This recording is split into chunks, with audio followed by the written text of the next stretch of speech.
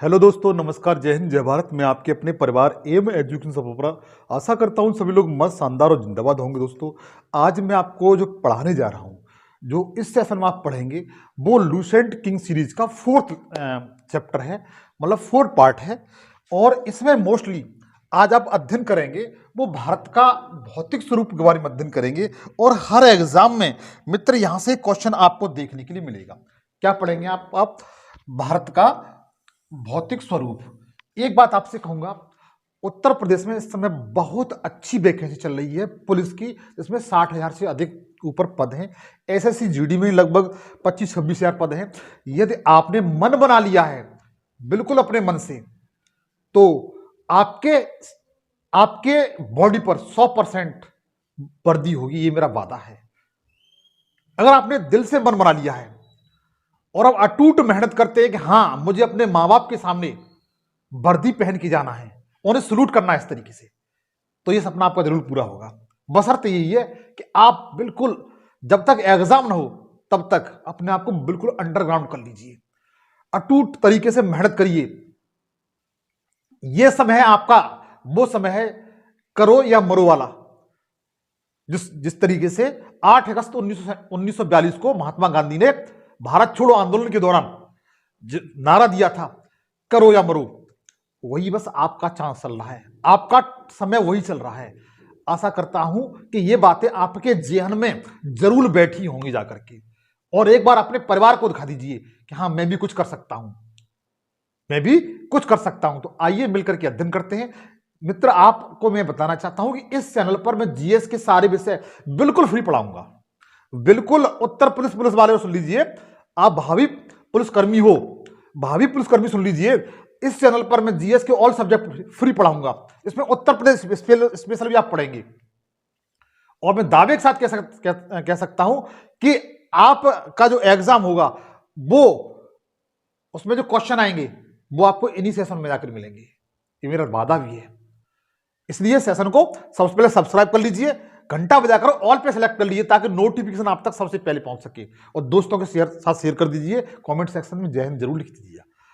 तो मित्र, चलते हैं। आप इस इंडियन ज्योग्राफी में जो आज पढ़ेंगे, भारत का भौतिक स्वरूप पढ़ेंगे। ये लूसेंट किंग सीरीज का चौथा पार्ट है। कौन सा चौथा पार्ट है? इसमें बहुत विस्तृत तरीके से पढ़ेंगे, बहुत जिस तरीके से आपको ये मैप में दिखाई दे रहा है उसी तरीके से विस्तृत तरीके से पढ़ेंगे। बस आप मेरे साथ बने रहिएगा, बस आप मेरे साथ बने रहिएगा। तो देखिए, इसमें मैं आपको क्या क्या पढ़ाऊंगा वो देखिए। इसमें मैं आपको सबसे पहले थ्योरी पढ़ाऊंगा, थ्योरी के बाद फिर एमसीक्यू लगवाऊंगा। थ्योरी पढ़ाऊंगा, थ्योरी के बाद मैं आपको फिर उसके बाद एमसीक्यू पढ़ाऊंगा। थ्योरी पढ़ेंगे और एमसीक्यू पढ़ेंगे, साथ साथ आपका रिवीजन भी होता रहेगा। थ्योरी पढ़ी, एमसीक्यू पढ़े, उसके बाद आपका इसमें आपका एमसीक्यू के माध्यम से आपका रिवीजन होता रहेगा। क्या होता रहेगा? रिवीजन होता रहेगा, ताकि आपको किसी प्रकार की कोई दिक्कत न हो। तो देखिएगा, हमने मोस्टली आज हमारा टॉपिक है जिसके बारे में अध्ययन करने जा रहे हैं, उसका नाम है भारत का भौतिक स्वरूप। कौन सा है? भारत का भौतिक स्वरूप के बारे में हम अध्ययन कर रहे हैं। भौतिक स्वरूप के बारे में हम लोग अध्ययन कर रहे हैं। सामान्य परिचय मैंने आपको पहले बता दिया है। इसके लिए मैंने 3 सीरीज, लूसेंट किंग की 3 सीरीज हैं, पढ़ा दी है। उनका सबका लिंक इसी वीडियो के डिस्कशन में जाके मिल जाएगा, आप तीनों को जाके जरूर देख लीजिए, बिल्कुल शुरू से। सामान्य परिचय में आज आपका भौतिक स्वरूप चल रहा है। आगे देखिएगा, हाँ, वही कंडीशन, सब्सक्राइब कर दीजिए, लाइक कर दीजिए, शेयर करिए, कमेंट्स करिए। ठीक है मित्र, आगे चले हैं। देखिए, आ जाइए अपने पॉइंट पर, अपने पॉइंट पे आ जाइए आप। ठीक है, भारत का स्वरूप। तो सबसे पहले मैं आपको यह बताऊंगा कि देश के कुल क्षेत्र, हमारे देश का जो क्षेत्रफल है, हमारे देश का क्षेत्रफल कितना है आप जानते हैं? मैं बताता हूं। देखो, भारत का जो क्षेत्रफल है वो 32,87,263 वर्ग किलोमीटर है। कितना मित्र? 32,87,263 वर्ग किलोमीटर है। इससे पूर्व की वीडियो में बता चुका हूं मैं, इससे पहले की सेशन में आपको मित्र बता चुका हूं। जो विश्व के क्षेत्रफल में और टोटल पृथ्वी का क्षेत्रफल है उसका 2.4% है। कितना है? 2.4% है। भारत का जो क्षेत्रफल है मित्र, उसमें देखा जाए तो 10% एरिया पर, 10% भाग पर क्या है? उच्च पर्वत श्रेणियां हैं। क्या है? उच्च पर्वत श्रेणियां हैं। एक एक पॉइंट मित्र एग्जाम में आया हुआ है, एक एक पॉइंट एग्जाम में आया हुआ है। कोई इसमें फालतू या मैंने मतलब अलग तरीके से पॉइंट नहीं जोड़ा, जो एग्जाम में आया हुआ है और भविष्य में आने की संभावना वही पॉइंट में शामिल किए हैं। पूछा जाता है देश के कुल कितने क्षेत्रफल पर उच्च पर्वत श्रेणियां हैं, तो बता सकते हैं 10.7%। अब पिछले साल के प्रीवियस ईयर्स के पेपर उठा के देख लीजिए, आपको ये सारे फैक्ट मिलेंगे। अच्छा, उच्च पर्वत श्रेणियां किसे कहते हैं? उच्च पर्वत श्रेणियां किसे कहते हैं? तो देखिए, वह पर्वत श्रेणियां जिनकी ऊंचाई समुद्र तल से 2135 मीटर या उससे अधिक हो। मतलब समुद्र तल है, समुद्र तल से ऐसे पर्वत श्रेणी जिनका ऊंचाई समुद्र तल से, क्योंकि आपको अच्छी तरह पता है पर्वत श्रेणियों की जो ऊंचाई मापी जाती है वो समुद्र तल से मापी जाती है। कहां से मापी जाती है? समुद्र तल से मापी जाती है। तो जिनकी ऊंचाई समुद्र तल से 2135 मीटर से ऊंची हो या अधिक हो, उसे क्या कहा जाता है? उच्च पर्वत श्रेणियां कहा जाता है। क्या कहा जाता है? उच्च पर्वत श्रेणियां कहा जाता है। बताइए किसकी समझ में नहीं आ रहा? उच्च पर्वत श्रेणियों में जो हमारे भारत का जो टोटल क्षेत्रफल है वो उसमें से 10.7% भाग पर फैली हुई है। जैसे आप ये देख रहे होंगे, आप मोस्टली इन्हें देख रहे होंगे, जैसे ये वाला जो क्षेत्र है, जिसे आप ये वाला क्षेत्र देख रहे हैं, ये क्या? उच्च पर्वत श्रेणी से वाला क्षेत्र है। उच्च पर्वत श्रेणी वाला क्षेत्र है, जिसमें आपका जम्मू कश्मीर है, उत्तराखंड है, नेपाल है, अरुणाचल प्रदेश है और पूर्वांचल के जो स्टेट है उनमें जो पर्वत श्रेणियां हैं, ये कैसी है? उच्च पर्वत श्रेणी की तहत आती है। इसका जो क्षेत्रफल है टोटल 10.7% है। कितना मित्र? 10.7% भाग पर फैली हुई है। इतना क्लियर हो चुका होगा मित्र। चाहो तो आप इसका स्क्रीनशॉट ले सकते हो। आगे देखें, आप इस तरीके से पर्वत श्रेणियां देख रहे होंगे। आप 1% के लिए फील कर लीजिए, आप इन महान वादियों में टहल रहे होंगे। ये आपकी सड़क है, इस तरीके से जाने के लिए आपकी जो 4 व्हीलर गाड़ी है इसके माध्यम से डोल रही है। और ये क्या है? हिमालय पर्वत का पार्ट है, जो आपको इस तरीके से सुनहरा क्लासिकल गैलेक्सी टाइप का जो सीन दिखाई दे रहा है, ये हिमालय पर्वत श्रेणी है। उसके बाद आगे देखिएगा।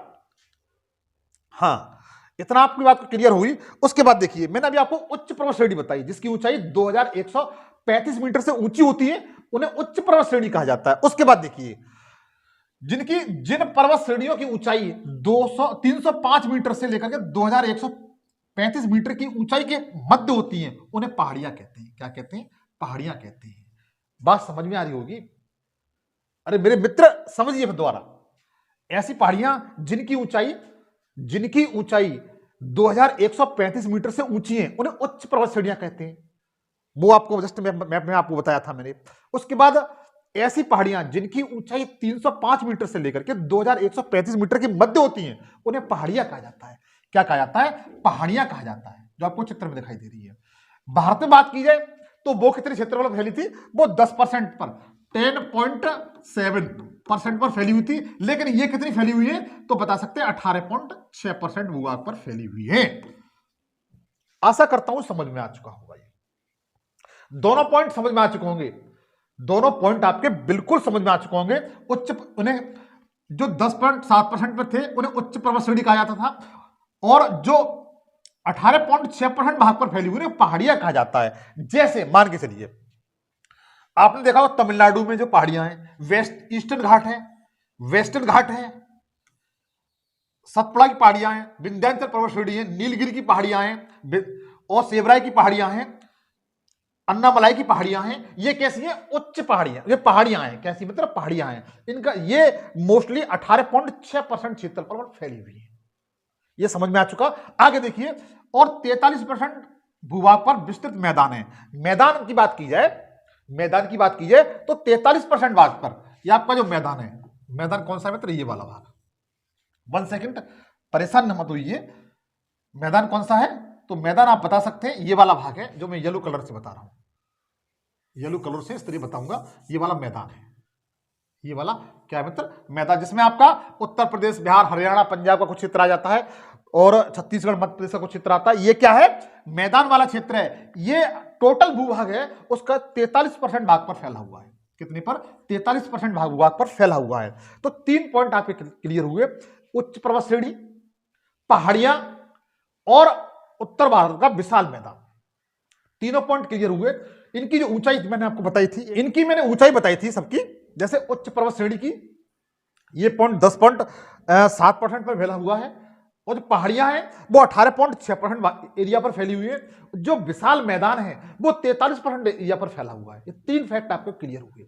आगे चले, और ऐसे ही आपके एग्जाम में आएंगे मित्र, ऐसे ही आपके एग्जाम में आएंगे, आप किसी भी एग्जाम की तैयारी कर रहे हो। उसके बाद देखिए भारत का भौतिक स्वरूप, जिसमें आपको मैंने बताया। अच्छा, भारत का जो प्लेट्यू है इसे हम पठार कहते हैं। क्या कहते हैं? पठार कहते हैं। क्या कहते हैं? पठार। पठार किसे कहा जाता है? तो धरातल का वह भाग जो लगभग 200 से लेकर के 300 मीटर तक ऊंचा होता है, प्लेट नुमा फैला होता है। एक प्लेट जैसे या मेज नुमा फैला होता है, जैसे अपनी टेबल है ना, ऐसे टेबल, उसका जो उसमें चोटियां नहीं होती, ये समतल होता है। कैसा होता है? समतल होता है। समझिएगा, नहीं समझ में आया? जैसे इस टाइप से ये धरातल है। ये क्या है? धरातल। धरातल से 200 से 300 मीटर, 200 से 300 मीटर ऊंचाई पर इस तरीके से फैला हुआ भाग है, जो एकदम समान होता है, सपाट होता है, समतल होता है। कैसा होता है? समतल। इसे क्या कहते हैं मित्र? पठार कहते हैं। क्या कहते हैं? पठार। अगर भारत की बात की जाए तो भारत में यह पठार है वो 27% एरिया पर फैला हुआ है। कितने पर? 27% एरिया पर फैला हुआ है। बताओ किस मित्र की समझ में नहीं आया? आपको कसम है, सच बताइए, आपकी किसकी समझ में नहीं आया? ये चारों फैक्ट आपके क्लियर समझ में आ चुके होंगे। आपसे फिर भी कहूंगा, ये सेशन अगर आपको अच्छा लगे तो लाइक करके जरूर जाइएगा। आज मैं एक बार फिर बताने की कोशिश करूंगा, आप बिल्कुल परेशान न हो, आपको फिर बताने की कोशिश करूंगा मित्र। देखिए, मैंने सबसे पहले आपको जो बताया था वो बताया था उच्च पर्वत श्रेणी। उच्च पर्वत पे मैंने आपको क्या बताया था कि इनकी ऊंचाई 3214-15 मीटर से ऊंची होती है। उसे क्या कहते हैं? 2000। एक सेकंड।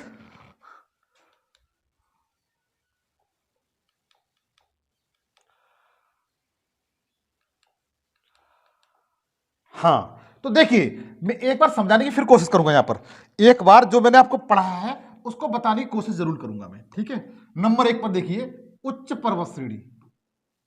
उच्च पर्वत श्रेणी। उच्च पर्वत श्रेणी में आप क्या पढ़ेंगे? उच्च पर्वत श्रेणी में आप यह पढ़ेंगे कि इनकी ऊंचाई समुद्र तल से 2315, कितना? 2315 मीटर से अधिक ऊंचे हो, उनको क्या कहते हैं? उच्च पर्वत श्रेणी कहते हैं। और ये मोस्टली कितने एरिया पर फैली हुई है? तो बता सकते हैं 10.7% एरिया पर। इतना समझ में आया? दूसरा मैंने आपको बताया था पहाड़ियां। दूसरा मैंने आपको क्या बताया था मतलब? पहाड़ियों के बारे में। किसके बारे में? पहाड़ियों के बारे में। पहाड़ियों में देखा था 305 मीटर से लेकर के 2315 मीटर से ऊंची हो कि मध्य की हो, उन्हें पहाड़ियां कहते हैं। ये 18% एरिया पर लगभग फैली हुई है। उसके बाद मैंने बताया मैदान। क्या बताया था? मैदान आपका 43% एरिया पर फैला हुआ है, ठीक है? उसके बाद पठार बताया था मैंने। क्या बताया? पठार, जो लगभग 27.7% एरिया पर फैला हुआ है। चारों पॉइंट आपके क्लियर हो चुके हैं। पठार जैसे देखा जाए तो दक्कन का पठार, यह भारत का सबसे बड़ा पठार है, दक्कन प्लेटू बोलते हैं। तेलंगाना का पठार है, टेलर का पठार है, बुंदेलखंड का पठार है, बघेलखंड का पठार है, शिलांग का पठार है, ठीक है? इस तरीके से पठार, मालवा का पठार है। इस तरीके से साउथ इंडिया के जो पेनिसुला में पठार है वो क्या है? पठार है। ये इसका क्षेत्रफल कितना है? 27.7% है पठार। अच्छा, प्रायद्वीप किसे कहते हैं? क्वेश्चन पूछा जाता है। ये मोस्टली प्रायद्वीप पर है। क्या किस पर है? प्रायद्वीप पर है। प्रायद्वीप किसे कहते हैं? अगर आपसे पूछा जाता है प्रायद्वीप किसे कहते हैं, तो आप आज के बाद 100% बता ले जाएंगे। जैसे ये अपना ये भारत है, दक्षिण भारत, इसके चारों तरफ, तीन तरफ क्या है? पानी। जैसे ये वाला भाग पर पानी है, ये वाले भाग पर जल है, ये वाले भाग पर जल है। ऐसा भूखंड तीनों ओर से, किधर से? तीनों ओर से जल से घिरा हुआ हो, उसे क्या कहा जाता है? प्रायद्वीप कहा जाता है। क्या कहा जाता है मित्र? प्रायद्वीप कहा जाता है। क्या कहते हैं? प्रायद्वीप। ऐसा भूभाग जो तीनों ओर से जल से घिरा हुआ हो, ऐसा भूखंड जो तीनों ओर से जल से घिरा हुआ, जैसे इधर बंगाली खाड़ी से घिरा हुआ है ईस्ट साइड में, वेस्ट साइड में अरबियन सी है, साथ में आपका हिंदू महासागर है, क्या है, इंडियन ओशन है, तो इसे क्या कहते हैं, प्रायद्वीप कहा जाता है। आगे देखिएगा, ये प्लेटू का भाग है जो आपको दिखाई दे रहा है, ये पठार है, क्या है मित्र, पठार है। जैसे आपने देखा ये समुद्र तल से इसकी ऊंचाई लगभग देखा जाए 200 से लेकर के 300 मीटर है, कितनी, 350 मीटर के समथिंग है, और आपको इस तरह समतल दिखाई दे रहा है, कैसा दिखाई दे रहा है, समतल टाइप का। इसे क्या कहते हैं मित्र, पठार कहते हैं, क्या कहते हैं, पठार कहते हैं। इसका भारत में इसकी कंडीशन कितनी है, 27% के समथिंग है, कितना है, 27% के समथिंग है। आगे देखिएगा, हाँ ये प्लेटू का क्षेत्र दिखाया गया है, क्या क्या दिखाया है, प्लेटू, जो मैंने आपको बताया पठार बोलते हैं उन्हें, जैसे दक्कन का पठार भारत का सबसे बड़ा पठार है ये वाला, ठीक है, तेलंगाना का पठार, बघेलखंड का पठार, बुंदेलखंड का पठार, शिलांग का पठार और टेलर का पठार, इस तरीके से कर्नाटक का पठार, ये कौन से मतलब पठार है। अब देखिए अब हम अपने मुख्य बात पर आते हैं, जो भौतिक स्वरूप है उसमें सबसे पहले पॉइंट क्या है, हिमालय का प्रादेशिक विभाजन, क्या मित्र, हिमालय का प्रादेशिक विभाजन, क्या मित्र, हिमालय का प्रादेशिक विभाजन। फिर हम लोग आते हैं हिमालय का प्रादेशिक विभाजन के आधार पर देखा जाए, हम लोग सबसे पहले हिमालय को देखिए, हिमालय को दो टाइप से विभाजित किया जाता है, हिमालय को दो प्रकार से विभाजित किया जाता है। इसमें सबसे पहला जो है वो देखा जाए प्रादेशिक विभाजन, बताता हूं आपको, कौन सा बताता हूं, प्रादेशिक विभाजन, कौन सा मित्र, प्रादेशिक विभाजन बताता हूं। प्रादेशिक विभाजन में देखा जाए तो सबसे पहले पंजाब हिमालय है, दूसरा नंबर आपका कुमायूं हिमालय है, तीसरा नंबर नेपाल हिमालय है और चौथा नंबर आपका असम हिमालय है। तो प्रादेशिक विभाजन के आधार पर देखा जाए तो हिमालय पर्वत श्रेणियों को 4 भागों में, कितने में, 4 भागों में बांटा जाता है। प्रादेशिक विभाजन के आधार पर पूछा जाता है कि प्रादेशिक विभाजन के आधार पर भारत को, हिमालय पर्वत को कितने भागों में बांटा गया है, तो 4 भागों में, कितने में, 4 भागों में बांटा जाता है। सबसे पहले पंजाब हिमालय, फिर कुमायूं हिमालय, नेपाल हिमालय और असम हिमालय। और ये जो विभाजन किया जाता है ये मोस्टली नदियों के आधार पर किया जाता है, किसके आधार पर, नदियों के आधार पर, किसके आधार पर, नदियों के आधार पर विभाजन किया जाता है। जैसे फिर समझिए, जैसे पंजाब हिमालय है आपका, क्या है, पंजाब हिमालय है, जो अभी आज जस्ट आपको बताऊंगा, ये सिंधु नदी से लेकर के सतलज नदी के मध्य फैला हुआ है, क्या मित्र, सिंधु नदी से लेकर के सतलज नदी के मध्य फैला हुआ है। इसकी जो लंबाई है 560 किलोमीटर के समथिंग है। उसके बाद कुमायूं हिमालय है, इसकी लंबाई 320 किलोमीटर के समथिंग है, सतलज नदी से लेकर काली नदी के मध्य फैला हुआ है। उसके बाद जो नेपाल हिमालय है, इसकी लंबाई 800 किलोमीटर के समथिंग है, काली नदी से तीस्ता नदी के मध्य फैला हुआ है। और असम हिमालय है, इसकी लंबाई 720 किलोमीटर से लेकर किलोमीटर है और तीस्ता नदी से लेकर के देहांग नदी तक, जैसे हम ब्रह्मपुत्र नदी के नाम से जानते हैं, वहां तक फैला हुआ है। चलो इसके बारे में विस्तृत तरीके से बताऊंगा, बिल्कुल परेशान ना हो। आगे देखिएगा, जैसे आप चित्र में दिखाई दे रहा है आपको कि सबसे पहले ये वाला जो भाग है, ये वाला जो भाग दिखाई दे रहा है, ये वाला, ये पंजाब हिमालय, कौन सा मित्र, पंजाब हिमालय। बिल्कुल मत भूलिए, चाहो तो आप इसका स्क्रीनशॉट साथ लेते हुए जाइए, बिल्कुल साथ स्क्रीनशॉट लेते हुए, ये कौन सा है, पंजाब हिमालय, ठीक है। और नदियों की बात की थी मैंने, तो नदियों में सिंधु नदी से लेकर के सतलज नदी के मध्य का जो भाग है उसे क्या कहते हैं, पंजाब हिमालय। मैंने इससे पहले जो स्लाइड बताई है ये वाली, इसका आप एक स्क्रीनशॉट ले लें, इसका आप एक बार स्क्रीनशॉट ले लें और यहां से आपको एक क्वेश्चन निश्चित मिलेगा। आगे देखिएगा, ये वाला जो भाग बताया मैंने, क्या बताया आपको, पंजाब हिमालय। पंजाब हिमालय आपका सिंधु नदी से लेकर के सतलज नदी वाला भाग है, ये वाला सिंधु नदी से लेकर के सतलज नदी वाला जो भाग है, इसे आप क्या देख रहे हैं, पंजाब हिमालय, ये वाला पंजाब हिमालय है, सिंधु से सतलज नदी का। उसके बाद दूसरा जो हिमालय है, ये वाला, ये कुमायूं हिमालय है, उत्तराखंड वाला क्षेत्र देखा होगा आपने, ये कुमायूं हिमालय है, ये सतलज नदी से लेकर के काली नदी के मध्य फैला हुआ है। कहां से मित्र, सतलज नदी से लेकर के काली नदी के मध्य फैला हुआ है। तीसरा जो भाग है जो नेपाल हिमालय है, कौन सा मित्र, नेपाल हिमालय, ये आपको नेपाल हिमालय के मध्य भाग दिखाई दे रहा है, नेपाल हिमालय। नेपाल हिमालय है वो काली नदी से लेकर के तीस्ता नदी के मध्य तक फैला, ये काली नदी है यहाँ पर, और ये तीस्ता नदी के मध्य का फैला हुआ भाग को हम लोग नेपाल हिमालय कहते हैं। क्या कहते हैं मित्र, नेपाल हिमालय के नाम से जानते हैं। चौथा जो हिमालय है वो असम हिमालय। अच्छा एक बात बताएं, नेपाल हिमालय की लंबाई 800 किलोमीटर के समथिंग है, और उसके बाद जो असम हिमालय है जो तीस्ता नदी से लेकर दिहांग नदी, जिसे हम क्या कहते हैं, ब्रह्मपुत्र नदी के नाम से जानते हैं। किस नाम से? ब्रह्मपुत्र नदी के नाम से जानते हैं। तो असम हिमालय से तीस्ता नदी से लेकर के असम या दिहांग नदी या ब्रह्मपुत्र नदी के मध्य जो फैला हुआ 720 किलोमीटर का जो भाग है उसे किस नाम से जानते हैं? असम हिमालय के नाम से जानते हैं। एक क्वेश्चन, अगर आप अच्छी कंपटीशन की तैयारी कर रहे हैं, आरओ, एआरओ या उत्तर प्रदेश पीसीएस की तैयारी कर, पीसीएस जैसे एग्जाम की तैयारी कर रहे हैं, तो कभी कभी इनकी सीरीज पूछी जाती है। तो देखिए सबसे लंबा कौन सा है तो बता सकते हैं नेपाल हिमालय। दूसरे नंबर पर कौन सा है तो बता सकते हैं असम हिमालय। तीसरे नंबर पर कौन सा है? पंजाब हिमालय। और चौथे नंबर पर कौन सा है? कुमायूं हिमालय। अगर सीरीज में लगाने के लिए आ जाए तो आप इस तरीके से लगा सकते हैं। जैसे सबसे लंबा कौन सा है तो हिमालय, नेपाल हिमालय। दूसरे नंबर पर असम हिमालय, तीसरे नंबर पर पंजाब हिमालय, चौथे नंबर पर कुमायूं हिमालय। मैं जानता हूं कैसे भी क्वेश्चन आ जाए आज के बाद आप कर ले जाएंगे, ये मेरा वादा है। कैसे भी क्वेश्चन आ जाए तो आप इसे कर ले जाएंगे। अच्छा, जो प्रादेशिक विभाजन है वो नदियों के आधार पर किया जाता है। इस बात ये भी क्वेश्चन पूछा गया है, यह भी प्रश्न आपसे पूछा गया है कि प्रादेश भारत हिमालय का जो पर्वतीय प्रदेश है, हिमालय का पर्वतीय प्रदेश, उसे किस आधार पर प्रादेशिक भागों में विभाजित किया गया है? तो बता सकते हैं नदियों के आधार पर। आशा करता हूं 4 पॉइंट ये भी समझ में आ चुके होंगे आपके। आगे चले, वही बात इसमें दी हुई है। सबसे पहले मैंने आपको बताया कि जो प्रादेशिक विभाजन में सबसे पहले मैंने आपको बताया प्रादेशिक विभाजन में कि पंजाब हिमालय है, जिसकी लंबाई कितनी है? मतलब 560 किलोमीटर की समथिंग है। कितनी है? 560 किलोमीटर की समथिंग है। बिल्कुल नहीं भूलेंगे मेरे प्रिय मित्रों, बिल्कुल नहीं भूलेंगे। जिसकी लंबाई कितनी है? 560 किलोमीटर। और ये कहां से कहां तक फैला हुआ है? सिंधु नदी से लेकर सतलज नदियों के मध्य, मतलब between Indus and Sutlej rivers. आशा करता हूं आप समझ में आ चुका होगा। जो आपको ये चित्र में दिखाई दे रहा है, ये वाला जो भाग चित्र में दिखाई दे रहा है, ये कौन सा भाग है? पंजाब हिमालय है। कौन सा हिमालय मित्र? पंजाब हिमालय है। बताओ किसकी समझ में नहीं आया? लंबाई कितनी है? 560 किलोमीटर। लेंथ कितनी है इसकी? 560 किलोमीटर। इसके तहत कौन कौन सी पहाड़ियां आएंगे वो भी बताऊंगा, आप चिंता रखें, बिल्कुल ना परेशान हो।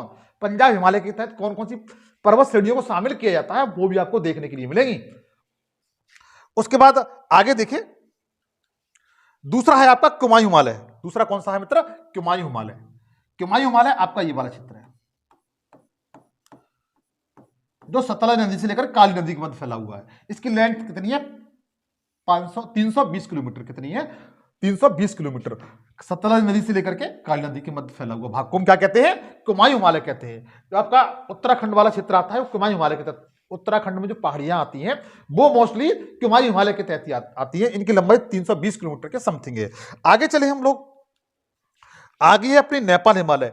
यह प्रादेशिक विभाजन का सबसे बड़ा क्षेत्र है, लगभग 800 किलोमीटर के समथिंग है। तो नेपाल हिमालय देखिए, इसकी लंबाई कितनी है? 800 किलोमीटर के समथिंग है। काली नदी से लेकर तीस्ता नदी के बीच का भाग है। काली नदी से लेकर के तीस्ता नदी के बीच का भाग है, इसे हम क्या कहते हैं? नेपाल हिमालय। विश्व की सबसे ऊंची चोटियां, विश्व की जितनी भी सर्वाधिक चोटियां हैं वो मोस्टली नेपाल हिमालय में ही है।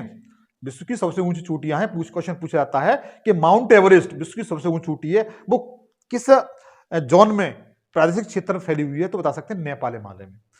आगे देखिएगा, अगला है आपका असम हिमालय। असम हिमालय की जो लंबाई है इसमें दिया नहीं है, 720 किलोमीटर है। कितनी है? 720 किलोमीटर है। तीस्ता नदी से लेकर के और दिहांग नदी, इसे हम सतलज नदी भी कहते हैं, सॉरी ब्रह्मपुत्र नदी भी कहते हैं। क्या कहते हैं मित्र? ब्रह्मपुत्र नदी भी कहते हैं। क्या कहते हैं? ब्रह्मपुत्र नदियों के बारे में विस्तृत तरीके से बताऊंगा, बिल्कुल चिंता न करें आप, ठीक है। आगे चले मित्र, ये तो मैंने आपको जस्ट भी बताया उसके आधार पर। अब देखिए, भौतिक रचना और धरातल के स्वरूप के अनुसार भारत को 5 भागों में बांटा गया है। क्या बताया भाई साहब ने? इन भाई साहब जी ने बताया है, भौतिक रचना और धरातल के स्वरूप के आधार पर भारत को 5 भागों में बांटा गया है। कितने भागों में? 5 भागों में बांटा गया है। सबसे पहले देखेंगे उत्तर का पर्वतीय मैदान। किसका? उत्तर का पर्वतीय मैदान। उत्तर का पर्वतीय मैदान में आप ये वाला जो भाग है इसे क्या कहते हैं? उत्तर का पर्वतीय मैदान कहते हैं। क्या कहते हैं मित्र? ये क्या है? उत्तर का पर्वतीय मैदान। उत्तर का पर्वतीय मैदान, पर्वतीय प्रदेश, ये मैदान नहीं मित्र, प्रदेश है, प्रदेश, ठीक है। उसके बाद उत्तर का विशाल मैदान, ये वाला जो भाग देख रहे हैं आप, ये वाला जो भाग देख रहे हैं ये वाला जो भाग देख रहे हैं, ये उत्तर का विशाल मैदान है। क्या मित्र? उत्तर का विशाल मैदान, उत्तर का विशाल मैदान। क्या मित्र? उत्तर का विशाल मैदान है। उसके बाद प्रायद्वीपीय पठार, तीसरे नंबर पर आप जो देख रहे हैं मित्र, ये वाला भाग है, ये वाला भाग, ये क्या है? ये क्या है? प्रायद्वीपीय पठार है। ये क्या है मित्र? तीसरे नंबर पर क्या है? प्रायद्वीपीय पठार, प्रायद्वीपीय पठार। क्या है मित्र? प्रायद्वीपीय पठार है। और चौथे नंबर पर है, जिसे आप देख रहे हैं, ये वाला भाग, चौथे नंबर पर आप इसे देख रहे हैं, ये आपको दिखाई दे रहा होगा इस तरीके से, ये वाला, इसे कहते हैं समुद्र तटीय मैदान। क्या कहते हैं मित्र? समुद्र तटीय मैदान, चौथे नंबर पर समुद्र तटीय मैदान। उसके बाद पांचवें नंबर पर जो आता है,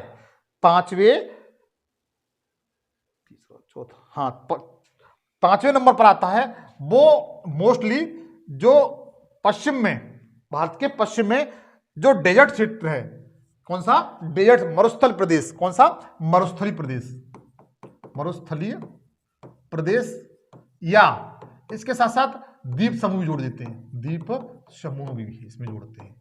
तो ये 5 रीजन में बांटा गया है। भौतिक रचना और धरातल के आधार पर भारत का जो विभाजन किया गया है 5 स्वरूपों में किया गया है, जो इस टाइप से, जो मैंने आपको चित्र में इस तरह से बताया हुआ है। आशा करता हूं, चाहो तो आप इसका स्क्रीनशॉट ले सकते हैं। आगे चलते हैं। हाँ, अब मोस्टली हम जो पढ़ेंगे हिमालय के बारे में पढ़ेंगे। किसके बारे में पढ़ेंगे? हिमालय के बारे में पढ़ेंगे। देखिए, वो पहले बताया था, प्रादेशिक विभाजन मैंने बताया था। अब देखिए, हम लोग बिल्कुल शुरुआत से चलेंगे, बिल्कुल शुरुआत से, हिमालय कहां से आया, कैसे बना, इसकी उत्पत्ति कैसे हुई।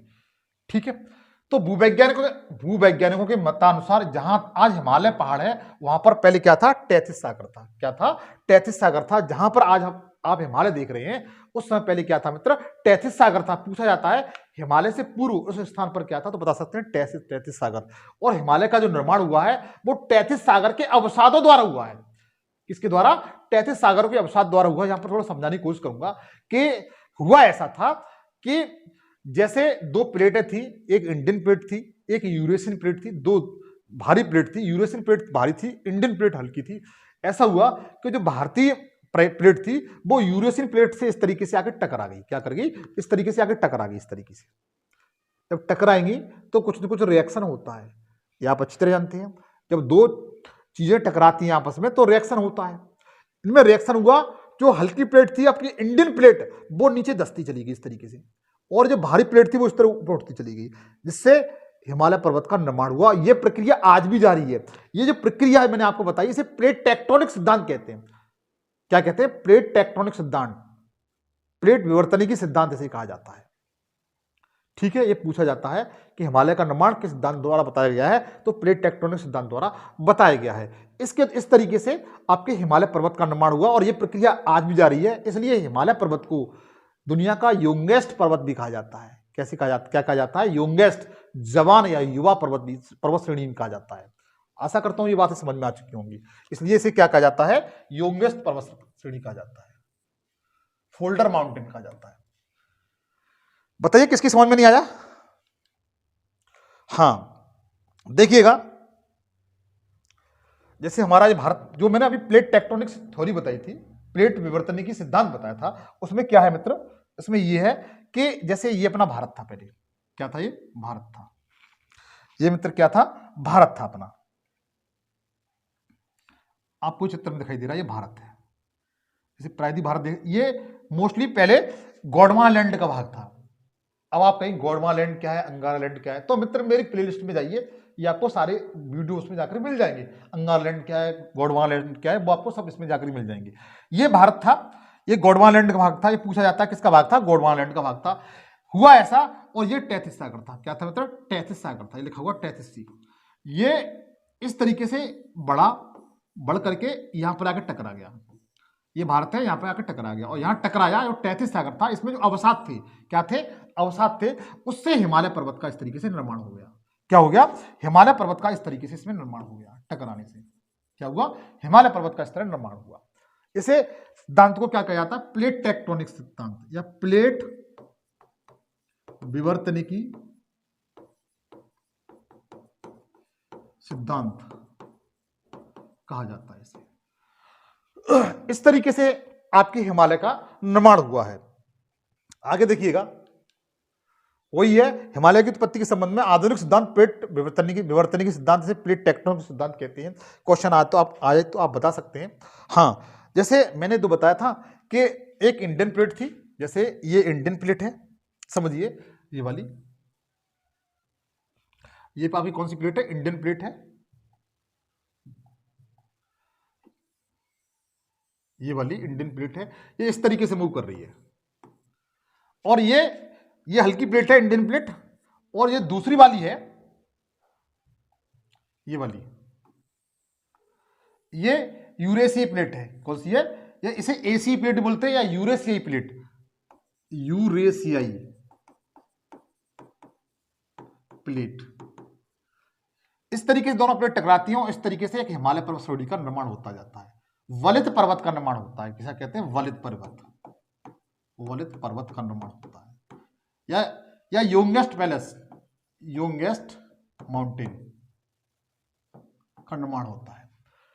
और किस सिद्धांत द्वारा ये प्रक्रिया बताई गई है, तो प्लेट विवर्तनिकी सिद्धांत, इसे इंग्लिश में प्लेट टेक्टोनिक थ्योरी कहते हैं।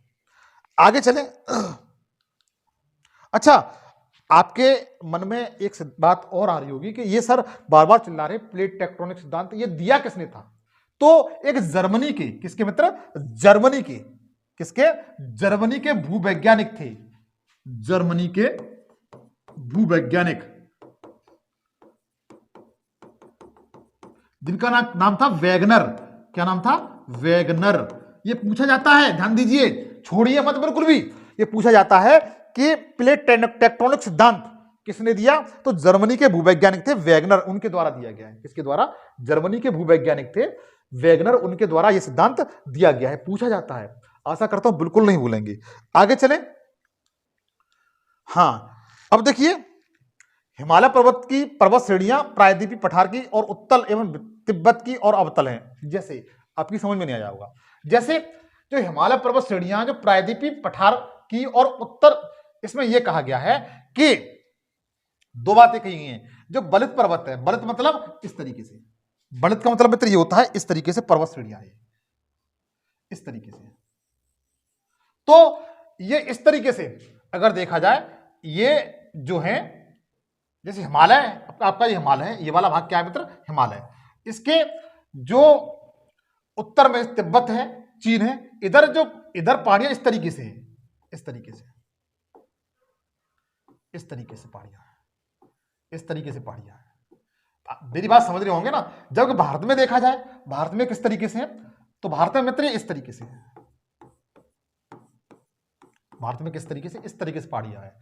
तो भारत में है, भारत की बात की जाए तो भारत में उत्तल की तरह, उत्तल लेंस की, उत्तल लेंस होता है ना, उसकी तरह से, उत्तल लेंस की तरह से है। और तिब्बत में है वो अवतल लेंस की तरह से है, अवतल लेंस की तरह से है। तो भारत में कैसी है, उत्तल है, और तिब्बत में कैसी है, तो अवतल है। कैसी है, अवतल है। इसमें इस बात को बताया गया है। आगे देखिए, उत्तर के पर्वतीय क्षेत्र को 4 प्रमुख संबंधित श्रेणियों में बांटा गया है। उत्तर का जो पर्वतीय प्रदेश है, वो तो मैंने आपको प्रादेशिक आधार पर बताया था, ये भौतिक स्वरूप के आधार पर बता रहा हूं। भौतिक स्वरूप के आधार पर देखा जाए तो हिमालय पर्वत श्रेणियों को 4 भागों में बांटा जाता है। किसको, हिमालय पर्वत श्रेणी को। फिर ध्यान दीजिए, जो हिमालय पर्वत श्रेणी है, हिमालय पर्वत श्रेणी को कितने भागों में बांटा गया है, 4 भागों में। कितने भागों में बांटा गया है, 4 भागों में। कौन कौन से में जरा ध्यान दीजिए। सबसे पहले काराकोरम पर्वत श्रेणी, कौन सी, काराकोरम पर्वत श्रेणी। सबसे पहली कौन सी है मित्र, काराकोरम पर्वत श्रेणी है। दूसरी है महान हिमालय, दूसरी कौन सी है, महान हिमालय, या वेस्टर्न हिमालय भी बोलते हैं। क्या कहते हैं इसे, वेस्टर्न हिमालय बोलते हैं। तीसरी कौन सी है, तो आज के बाद बता ले जाएंगे आप। तीसरी है सेंटर हिमालय, से मध्य हिमालय बोलते हैं। क्या बोलते हैं, मध्य हिमालय बोलते हैं। और चौथी है जो चौथी है ये वाली, उसे ईस्टर्न हिमालय या शिवालिक की पहाड़ियां बोलते हैं। क्या कहते हैं? शिवालिक की पहाड़ियां। तो सुनिए, भौतिक स्वरूप का हिमालय पर्वत को 4 भागों में बांटा गया है। सबसे पहले काराकोरम पर्वत श्रेणी। मेरे साथ बोलिए, आप एक कमरे में आराम से बंद हो जाइए और जिस तरह मैं बोलूं उस तरह से बोलिए, तभी आपको सब कुछ याद होगा, कंठस्थ याद हो जाएगा मित्र। जब आप बाहर निकलेंगे तो आपको सारी चीजें याद मिलेगी। भौतिक स्वरूप के आधार पर हिमालय को 4 भागों में बांटा गया है। नंबर 1 काराकोरम पर्वत श्रेणी, नंबर 1 काराकोरम पर्वत श्रेणी। दूसरे नंबर पर कौन सा है? महान हिमालय या इसे वेस्टर्न हिमालयज भी कहते हैं। तीसरे नंबर पर है सेंट्रल हिमालय या मध्य हिमालय। चौथे नंबर पर है शिवालिक की पहाड़ियां या ईस्टर्न हिमालय। 4 भागों में बांट दिया है। आप इसी के बारे में अध्ययन करेंगे। जैसे ये वाला जो भाग है, ये वाला जो भाग है, ये वाला, ये कौन सा है? काराकोरम पर्वत श्रेणी है मित्र। कौन सी है? काराकोरम पर्वत श्रेणी। पहला वाला हो गया। दूसरा वाला इस तरीके से, ये ग्रेट हिमालय या वेस्टर्न हिमालय है, ठीक है। तीसरे नंबर पर देखा जाए ये वाला है, ये सेंट्रल हिमालय। क्या मित्र? सेंट्रल हिमालय है। और चौथे नंबर पर देखा जाए तो ये वाला भाग है, इसे शिवालिक की पहाड़ियां कहते हैं। क्या कहते हैं? शिवालिक की पहाड़ियां कहते हैं। विश्व की सबसे नवीनतम पहाड़ियां यही है या ईस्टर्न हिमालय के नाम से जाना जाता है। बताइए किस महापुरुष की? मेरे योद्धा के समझ में नहीं आया, मैं जानता हूं इस समझ में आपके आ चुका होगा। आगे चलते हैं। उत्तर के पर्वतीय क्षेत्र को 4 भागों में बांटा गया है, वही बात दी हुई है, डबल स्लाइड आ गई है। हाँ, आगे देखिए। सबसे पहले जो बताया मैंने ट्रांस हिमालय, सबसे पहले क्या बताया? ट्रांस हिमालय क्षेत्र, ट्रांस हिमालय या काराकोरम, ये वाला जो क्षेत्र है इसे ट्रांस हिमालय के नाम से जाना जाता है। ये वाला क्षेत्र, ध्यान दीजिए मेरी तरफ, ध्यान दीजिए, आप बिल्कुल कंफ्यूजन मत होइए। ट्रांस हिमालय या काराकोरम पर्वत श्रेणी, बात एक ही है मित्र। ट्रांस हिमालय, काराकोरम पर्वत श्रेणी, बात एक ही है। ट्रांस हिमालय के तहत क्या क्या चीजें आती हैं तो बता सकते हैं। ट्रांस हिमालय के तहत 3 पर्वत श्रेणियों को शामिल किया जाता है। 3 पर्वत श्रेणियों को शामिल किया जाता है। जो ट्रांस हिमालय है उसके तहत 3 पर्वत श्रेणियों को शामिल किया जाता है। किस किस को? सबसे पहले काराकोरम पर्वत श्रेणी, लद्दाख पर्वत श्रेणी, पीर पंजाल पर्वत श्रेणी। देखो यही दी हुई है। काराकोरम पर्वत श्रेणी ट्रांस हिमालय के तहत कितनी पहाड़ियां हैं? 3 पहाड़ियां हैं, ठीक है। काराकोरम पर्वत श्रेणी नंबर 1, लद्दाख पर्वत श्रेणी नंबर 2 और जास्कर पर्वत श्रेणी नंबर 3। अच्छा, पीर पंजाल पर्वत श्रेणी है वो इसमें नहीं आती है ट्रांस हिमालय के तहत। काराकोरम पर्वत श्रेणी के तहत वो नहीं आती है, ट्रांस हिमालय के तहत वो नहीं आती है। इसके तहत जो ट्रांस हिमालय है उसके तहत केवल 3 पर्वत श्रेणी शामिल की जाती हैं। तो बता सकते हैं काराकोरम पर्वत श्रेणी, लद्दाख पर्वत श्रेणी और जास्कर। अच्छा, कभी कभी इनकी सीरीज है मित्र, वो आ जाती है, तो मतलब उत्तर से दक्षिण इनकी सीरीज आ जाती है। उत्तर से, जैसे सबसे पहले दे दिया ये काराकोरम पर्वत श्रेणी है, दूसरे नंबर पर लद्दाख पर्वत श्रेणी होगी, तीसरे नंबर पर देखा जाए तो ये जास्कर पर्वत श्रेणी होगी, चौथे नंबर पर देखा जाए तो ये पीर पंजाल पर्वत श्रेणी होगी, ठीक है। लेकिन जो ट्रांस हिमालय है उसमें ये 3 आती है, काराकोरम, लद्दाख और जास्कर।